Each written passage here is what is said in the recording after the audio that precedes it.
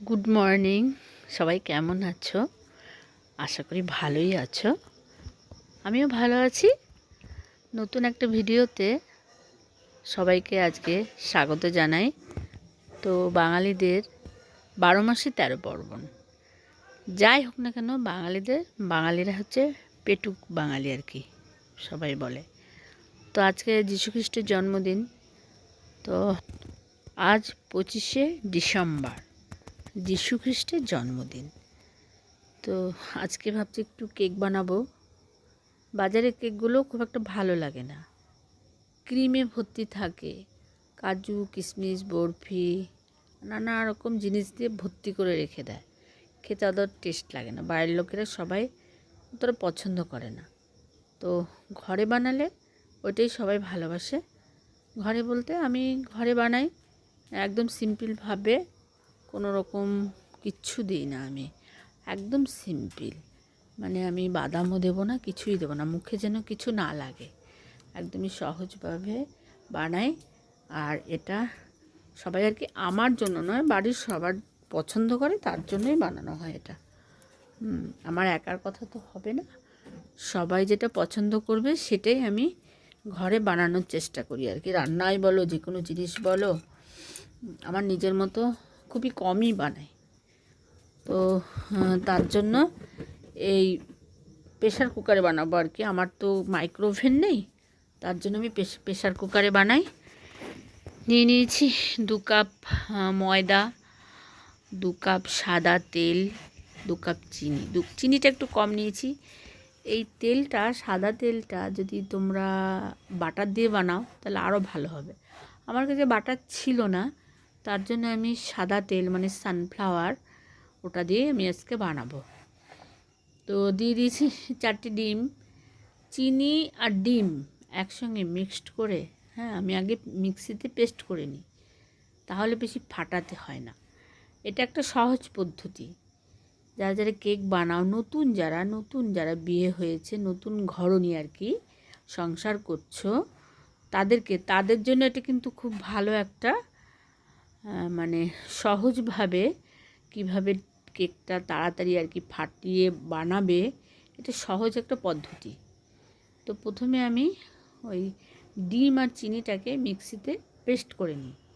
এরপরে আর এদিকে আমি ময়দা নিয়ে নিয়েছি, 2 কাপ ময়দা, 2 কাপ সাদা তেল। বাটার দিলেও দিতে পারো, কিন্তু আমার কাছে বাটার নেই, ওর জন্য আমি সাদা তেল মানে সানফ্লাওয়ার দিয়েই এটা বানাবো আজকে। দিয়ে দিলাম কিছুটা বেকিং পাউডার, মানে চা চামচের 1 চামচ বা 1.5 চামচ লাগবে না, 1 চামচ ভর্তি ভর্তি উঁচু উঁচু করে দিলে হয়ে যাবে। তো এটাকে আমি ভালো করে একটুখানি মাখিয়ে নেব, ওর একটা হাতার সাহায্যে এটা আমি মাখিয়ে নিলাম। আর ওইটা আমি মিক্সিতে পেস্ট করে দেখো নিয়ে চলে এসেছি। দেখো কি সুন্দর হয়ে গেছে। এটা এর সঙ্গে এবার একসঙ্গে মিক্সড করে দেবো। মিক্সড করে কিছুটা আমি একটুখানি নাড়াচাড়া করে মাখিয়ে নেব। এটার সঙ্গে ওটা দুটো একসঙ্গে মিক্সড করে ভালো করে একটু ফাটালেই হবে। তো আর একটু ভ্যানিলা মানে সেন্ট আর কি, ভ্যানিলা তো একটু দিয়ে দেবো, 2-4 ফোঁটা দিয়ে দেবো, তাহলে একটু সেন্ট হবে। আর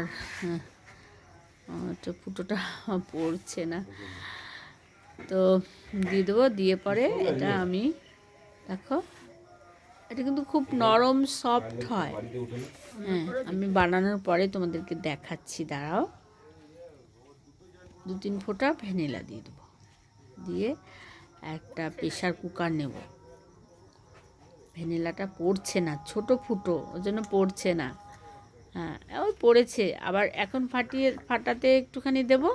আবার যখন আমি মানে বাটির মধ্যে ঢালবো, ছোটো একটা বাটি, স্টিলেরও নিতে পারো, অ্যালুমিনিয়ামের নিতে পারো, অ্যালুমিনিয়ামেরই ভালো হয়। আমি অ্যালুমিনিয়ামের বাটিই নিই। বেশ সুন্দর করে একটু মাখিয়ে নেব। আর কালারটা বেশ সুন্দর এসছে, একটা ব্রাউন কালারের মতো, মানে হালকা হলদে হলদে, একদম সাদাও নয় একদম হলুদও নয়, হালকা ঘি কালারের মতো এসছে। আর খুব সুন্দর করে মিহি, মানে যেন কোনো ময়দাটা যেন কোনো রকম মানে দেখা না যায়, মানে ওটার সঙ্গে এটা পেস্ট হয়ে যায়, একদম মিশে যায়, বাংলা কথা একদম মিশে যায়। আর মিশেও গেছে, হয়েও গেছে, আমার রেডি হয়ে গেছে।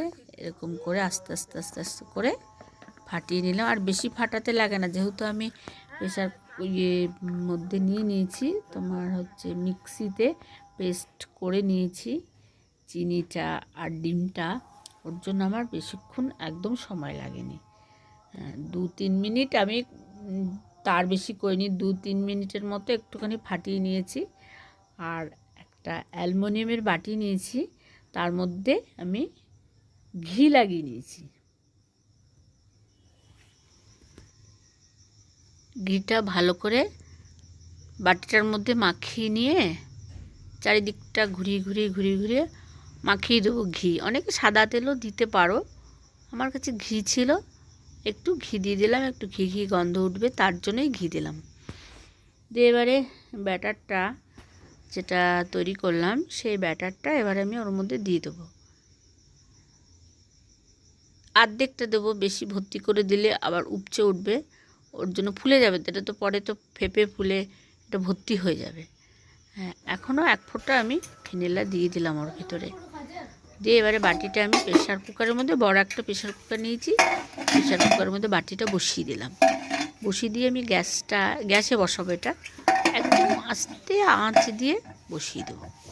দিয়ে 20 থেকে 25 মিনিট একদম সিমে করে রাখবো। দিয়ে তারপরে দেখবো হয়ে গেছে। 20-25 মিনিট পর আমি ফিরে আসছি। 20-25 মিনিটের মতো এটা রেখেছিলাম সিমে করে, তো আমার হয়ে গেছে। এবার এটা দেখি, দেখো কেমন ফুলে বাটি ভর্তি হয়ে গেছে। আর দেখো একটুকু পোড়া লাগেনি, একটু কিচ্ছু হয়নি। আর কি সুন্দর একটা গোল মতো রাউন্ড চলে এসছে, আর একদম সফট, নরম, একদম সফট, খুব সুন্দর হয়েছে জিনিসটা। রংটাও খুব সুন্দর এসছে, একদম কি সুন্দর এসছে না? হ্যাঁ, একদম গোল গেছে। তো তারপরে আমরা কেক টেক বানিয়ে নিয়ে চলে যাব পিকনিক করতে। হঠাৎই ঠিক হলো, পিকনিক করতে চলে গেলাম। আমাদের ওখানে একটা ফরেস্ট আছে, ফরেস্টে চলে গেছি পিকনিক করতে। তো এখানে সমস্ত কিছু হাঁড়ি পাতিল সমস্ত কিছু নিয়ে বসে পড়েছি রান্না করতে। হবে আজকে মেনু হবে ফ্রায়েড রাইস, চিলি চিকেন আর চাটনি, এই রান্না হবে। তো এদিকে রান্নার সব জোগাড় জান্তি করে বসে পড়েছি, 2টো উনুন নিয়ে একদম দাও দাও করে জ্বলছে, সরঞ্জাম নিয়ে সব রেডি। এদিকে বসে গেছে। এদিকে আমার ফ্রায়েড রাইসের চালটা সেদ্ধ করে এবার ফোড়ন দিয়েছি, ভেজে ভেজে তুলে নেব। আর এদিকে আমি চিলি চিকেনটা বসিয়েছি, চিকেনগুলো মাখিয়ে নিয়ে ভাজতে দিয়েছি। পকোড়াগুলো করা হচ্ছে। মাঝে মাঝে আমার হাজব্যান্ডও হেল্প করে দিয়েছে, অনেক হেল্প করে দিয়েছে।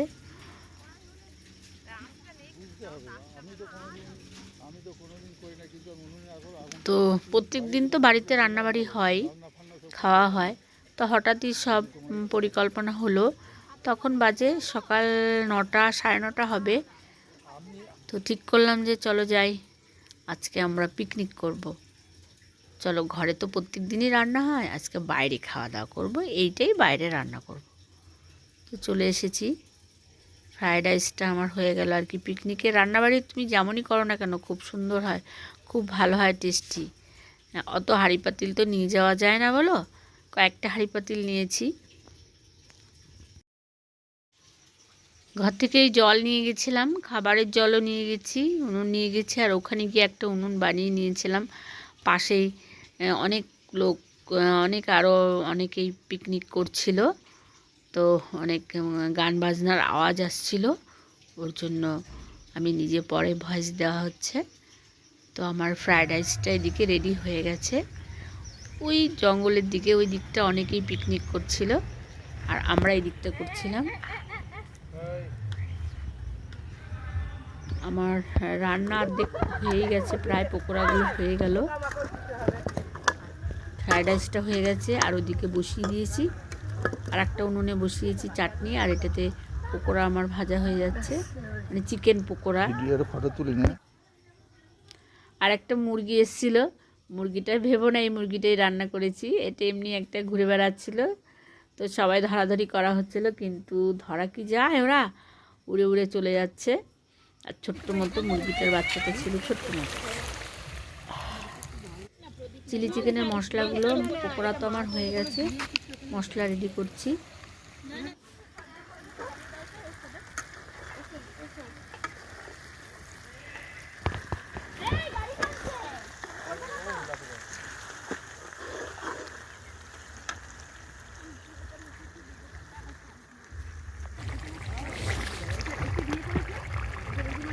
চিকেনটা ঢেলে দাও। শর্মা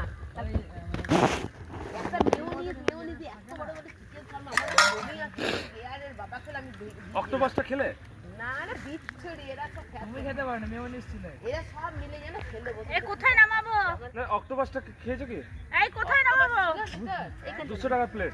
না না তো খায়নি। ওসব না, এটা ঢাকা দিয়ে দাও, ঢাকা দিয়ে দাও। ঢাকা দিচ্ছি। চাটনিটাও হয়ে তাও ঠিক আছে, তাও ঠিক আছে। বিরিয়ানি চাটনিটা হাড়ির মধ্যে চাটনি, অত তো কড়াই আনা হয়নি, কিন্তু চাটনিটার কালারটা খুব সুন্দর এসেছে, একদম লাল টকটক করছে। আমার ভালো লাগে মিষ্টি, ব্যাস, খেতে বসবে এবারে। মিষ্টি দিয়ে এটা ভালো। ভ্যারাইটিস জায়গাটা এখানে মিষ্টিও ছিল। ফ্রাইড রাইস হয়ে গেছে, দেখিয়ে দাও। এক হাঁড়ি ফ্রাইড রাইস।